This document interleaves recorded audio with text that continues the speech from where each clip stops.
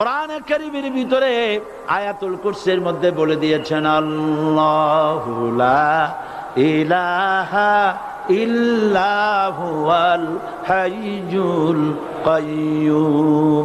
প্রাণ খুলে সবাই পড়েন, বসা মানুষ দাঁড়ানো মানুষ।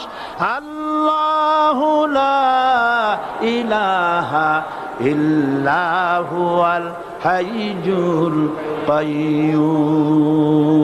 আল্লাহ রাব্বুল আলামিন, তিনি ছাড়া কোন ইলাহ নাই, তিনি সার্বভৌমত্বের মালিক, কেউ নাই আল্লাহ ছাড়া। এই কথা মানুষকে ঘোষণা করতে হবে। বাধা, এই কথা বললেই বাধা দেবে কয় শ্রেণীর লোক? তিন শ্রেণী। প্রথম শ্রেণী হচ্ছে কে?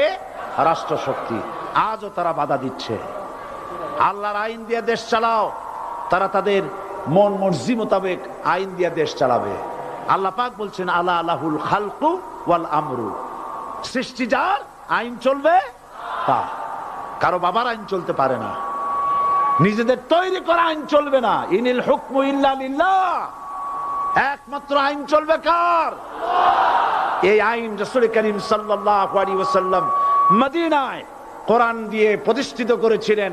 আল্লাহর বিধান, আল্লাহর সার্বভৌমত্ব কায়েম করেছিলেন। কোরআন সংবিধান হলো, চুরি বন্ধ হলো, ডাকাতি বন্ধ হলো, জেনা বন্ধ হলো, হত্যা বন্ধ হলো, ধর্ষণ বন্ধ হলো, সব কিছু বন্ধ হয়ে গিয়ে মুসলমানেরা শান্তি লাভ করলো, পৃথিবীর মানুষ শান্তি